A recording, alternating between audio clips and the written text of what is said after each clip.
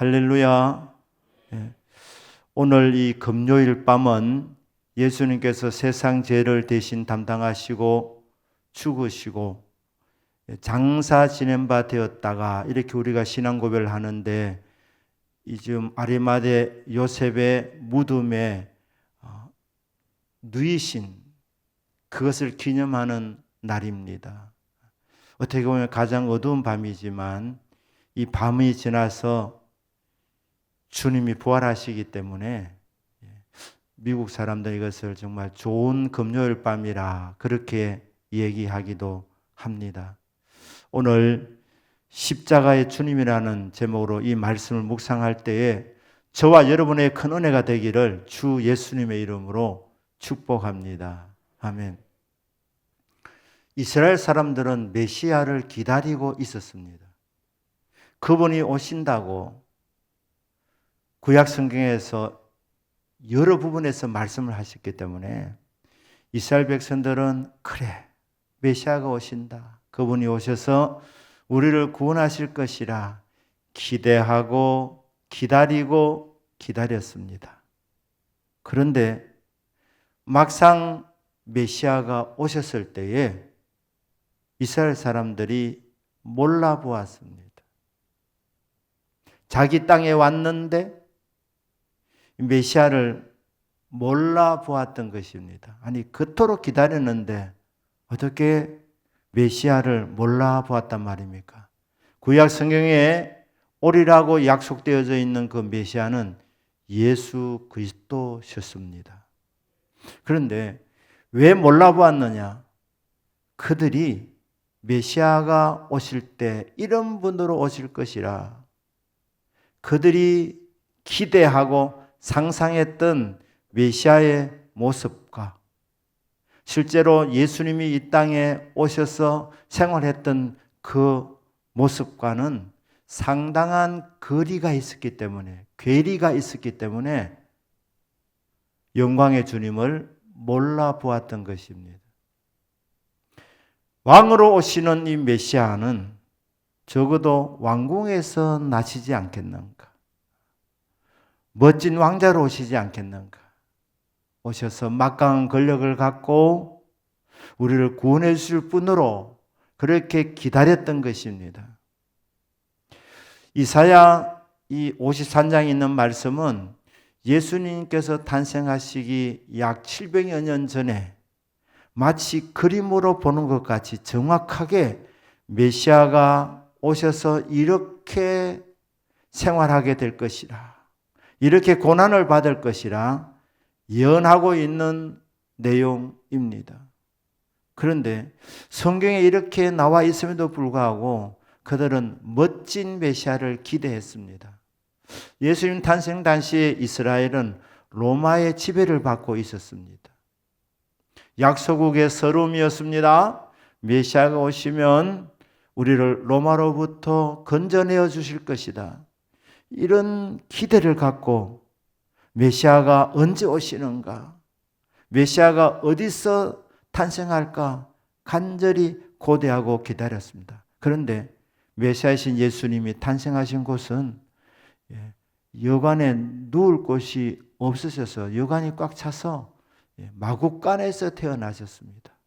그리고 예수님께서 어린 시절을 보냈던 장소가 이스라엘 지역에서도 가장 낙후된 지역, 가장 가난한 지역 중에 하나였던 나사렛에서 사셨습니다. 목수의 아들로 그렇게 사셨습니다. 그러니 메시아가 오셔서도 그들이 생각했던 것과 너무 달랐기 때문에 예수님을 알아보지 못했던 것입니다. 예수님은 이 땅에 오셨을 때에 멋진 분으로 오신 것이 아니라 고운 모양도 없는 분으로 오셨습니다. 어쩌면 우리들이 접하고 있는 예수님을 가리키는 이 그림들, 초상화라 그럽니다. 그 그림도 아주 미화된 부분이 아닐까 생각합니다. 실제 모습은 그런 모습보다는 훨씬 고운 모양도 없고 풍채도 없으신 모양으로 오신 분이 예수 그리스도이십니다. 이 땅에 오셔서 가전 천대와 멸시와 모욕을 받으신 분이 예수 그리스도이십니다. 고난을 당할 때 이스라엘 사람들은 생각했습니다. 뭔가 잘못한 것이 많은가 보구나. 하나님이 진짜 축복하면 부유하게 살 것인데 어떻게 저렇게 가난하게 사는가. 그런 판단을 했었습니다. 예수님께서 징계를 받으셨는데 그 징계를 받는 모습을 보면서 그건 하나님의 사랑의 매라 이렇게 생각했습니다. 멸시천대 받으신 예수 그리스도, 고난을 당하신 예수 그리스도, 사람들로부터 배척을 받으신 예수 그리스도이십니다. 사람들이 그를 몰라보았고 배척했고 그리고 외면했습니다. 혹시 도와달라 할까 싶어서 외면했던 그들이었습니다. 그러나 실제적으로는 예수님이 고난을 당하신 목적이 분명히 있었습니다. 그게 오늘 이사야 53장 4절에서부터 6절까지 나와 있습니다. 그는 실로 우리의 질고를 지고 우리의 슬픔을 당하였다는 겁니다. 그런데 사람들은 어떻게 생각했느냐? 그는 징벌을 받아 하나님께 맞았다고 그렇게 생각합니다. 고난을 당한다 생각을 했습니다. 그가 찔리시고 상하신 이유도 다 우리를 위한 것이었습니다. 자, 그러면 예수님께서 왜 멸시천대를 받으셨나? 왜 십자가의 고난을 선택하셨는가? 그 이유가 몇 가지가 나옵니다. 자, 4절 5절에 나와 있지 않습니까? 그가 찔림은 우리의 허물 때문이요. 그가 상함은 우리의 죄악 때문이라. 그가 징계를 받음으로 우리는 평화를 누리고. 예수님께서 징계를 받으신 목적은 우리에게 평화를 주시기 위함이었습니다. 믿습니까?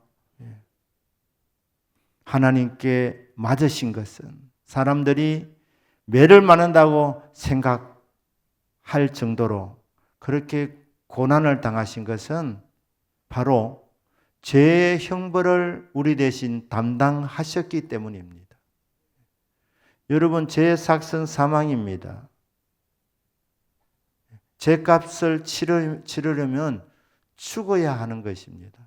예수님께서 대신 죄의 징계를 받으셔서 십자가에서 우리 대신 죽으신 것입니다. 목적은 우리에게 평화를 주려 하심이었습니다.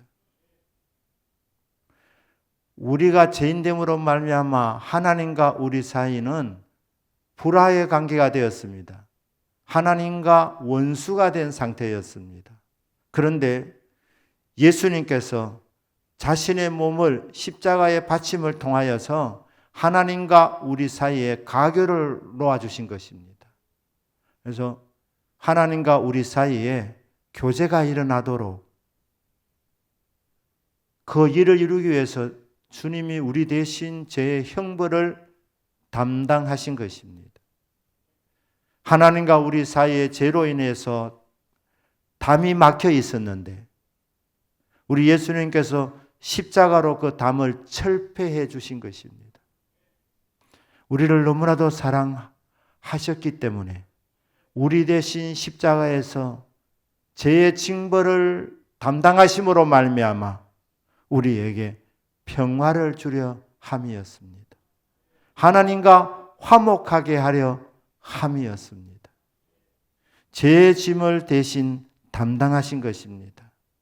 그래서 십자를 통하여서 이제는 하나님과 단절된 상태로 살아가는 것이 아니라 하나님과 교제를 누리며 하나님의 도움을 받으며 하나님 주시는 선물인 평강을 누리게 하려 함입니다. 평강 중에 평강은 사죄의 평강입니다. 제 사함의 평강입니다. 제 용서받았구나.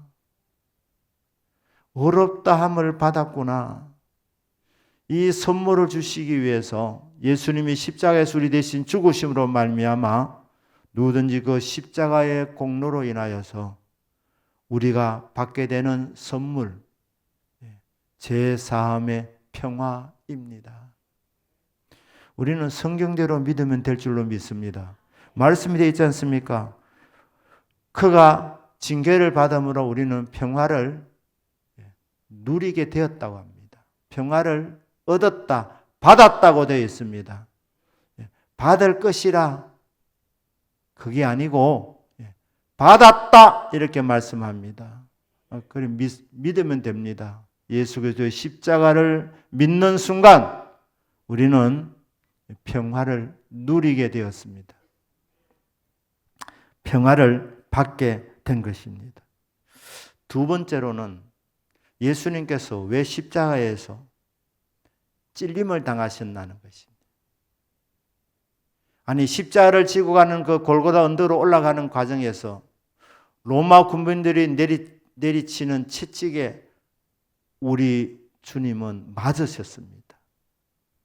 채찍에 맞으셨고 십자가상에서 로마 군병이 양손과 양발에 대못을 칠함으로 말미암아 거기에 피를 흘리셨습니다. 그리고 마지막에는 주님이 돌아가셨는데 그 죽음을 확인하기 위해서 로마 군병이 밑에서부터 위로 창으로 예수님을 찌르셨습니다. 그래서 온몸에 물과 피를 다 쏟아내어 주셨습니다. 그게 목적이 있었다는 것입니다. 그게 무엇입니까? 그가 채찍에 맞음으로 우리는 나음을 입었도다. 이것도 마찬가지입니다. 보혈의 능력을 믿으시기를 바랍니다. 예수님의 보혈은 우리의 죄를 깨끗하게 씻어주는 능력이 있습니다. 어떤 죄인도 예수님의 보혈로 덮여지면 죄 사함을 받고 의인이 됩니다. 구원받습니다. 그런데 이 보혈의 능력은 병 고치는 능력도 있다는 것입니다. 믿으시기를 주 예수님 이름으로 축복합니다. 그러니까 이 말씀 그대로 그가 채찍에 맞음으로 너희는 나음을 입었도다. 우리를 치료해 주시기 위해서 예수님이 채찍에 맞으신 것입니다. 피를 흘려 주신 것입니다. 양손과 양발에 못이 박히고 로마 군병이 찌르는 창에 온몸에 물과 피를 다 쏟으신 것, 그것은 우연이 아니라 우리를 치료하시기 위해서 우리 예수님께서 허락하신 고난이었습니다. 아픔이었습니다. 그렇기 때문에 채찍에 맞음으로 나음을 입었도다. 나음을 입을지 모른다 희망을 가져라. 그 차원이 아닙니다. 나을 수 있지 싶다. 그래 말하지 않습니다. 채찍에 맞음으로 너희는 나음을 입었도다. 우리를 치료하시기 위해서 주님이 채찍에 맞으신 것입니다. 그 예수님의 그 십자가의 고난을 저와 여러분이 무시하지 말기를 바랍니다. 우리를 구원하시는 능력이고 우리를 치료하시는 능력입니다. 육신의 병만이 아닙니다. 마음의 병도 예수님의 보혈은 치유해 주십니다. 영혼의 병도 예수님은 치료해 주십니다. 영육간의 모든 병을 치료해 주시기 위해서 예수님이 십자가를 지신 것입니다. 보배로운 피를 흘려주신 것입니다. 여러분 아프신 분들은 이 말씀을 날마다 묵상하시고 날마다 고백하시고 선포하실 수 있으시기를 주 예수님의 이름으로 축복합니다. 치유를 위해서 우리가 기도하는 말씀 여러 구절이 있지만 대표적인 구절이 내 이름을 경외하는 너에게는 의의 태양이 떠올라서 치료하는 광선을 발하리니 너희가 외양간에서 나온 송아지같이 뛰어다니리라. 말라기 4장에 나와 있는 이 말씀, 그리고 이사야 53장 5절 말씀입니다. 그가 채찍에 맞음으로 너희는 나음을 입었도다. 주님은 나음을 입었도다고 그렇게 이사야 선지자를 통해서 말씀해 주셨는데 그 말씀을 의심하지 않기를 주님의 이름으로 축복합니다. 계속 선포해 보십시오. 계속. 이사야 53장 5절 말씀, 치료의 말씀으로 받으시고 하나님이여 저의 영육간의 약한 부분, 병든 부분을 예수님 보혈로 덮으시고 치유하여 주시옵소서. 주님이 채찍에 맞으신 그 목적이기 때문에 그 목적이 이루어지도록 계속 믿음으로 선포하기를 축복합니다. 여러분 병을 향해서 이렇게 한번 싸워보시길 바랍니다. 네가 이기나 내가 이기나, 네가 이기나 내가 이기나. 내가 이기는 것이 아니라 보혈이 이기는 것입니다. 예수님의 보혈, 예수의 보혈, 예수의 보혈이 나를 내 영육을 덮도록 계속 고백하고 선포할 때 여러분 보혈의 능력이 나타날 줄 믿습니다. 그러나 가장 중요한 것은 이사야 53장 6절에 나와 있습니다. 우리는 다 양 같아서 그릇 행하여 각기 제 길로 갔거늘. 우리는 다 양 같답니다. 여기 양 같다는 것은 미련하다는 것입니다. 어리석다는 것입니다. 하나님의 말씀에 순종하면 살게 되는데 하나님을 믿고 의지하면 복을 받게 되는데 그 일을 버리고 자기 소견에 옳은 대로 갔던 사람들이 저와 여러분이라는 것입니다. 우리는 다 양 같아서 너무나도 어리석게 각기 제 갈 길을 갔다는 겁니다. 자기 하고 싶은 대로 다 했다는 것입니다. 마치 사사시대의 이스라엘 백성들처럼 자기 소견에 옳은 대로 행하였더라. 그 길이 안 되는 길인 줄 모르고 그 길이 죽음의 길인 줄 모르고 하나님을 떠나 자기 소견에 옳은 대로 갔던 우리는 모두 다 양 같은 사람들이었습니다. 다 죄인들입니다. 하나님 말씀에 불순종한 사람들입니다. 그런데 여호와께서는 우리 무리의 죄악을 그에게 담당시키셨도다. 자, 이 부분을 번역할 때 우리는 다 양 같아서 각기 제 길로 갔습니다. 그리고 여호와께서는 우리 무리의 죄악을 그에게 담당시키셨습니다. 이런 내용입니다.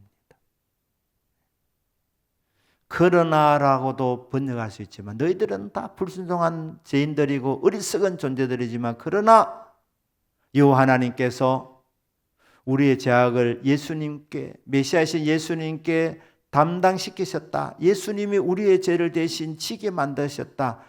이렇게 번역할 수도 있지만 문맥상으로 보면 그리고라고 되어 있으니까 인간의 불순종으로 인해서 하나님과 우리 사이에 이 구속의 이 역사가 중단된 것이 아니라 인간이 범죄한 것을 마치 우리 하나님은 예상하셨듯이 일어날 것을 아시고 준비해 놓고 계셨다가 우리가 각기 제 길로 갔을 때 우리가 범죄하였을 때에 그때 하나님은 실망하지 아니하시고 바로 이어가지고 구원의 역사를 진행하셨다는 것입니다. 우리는 어리석어서 각기 제 길로 갔습니다.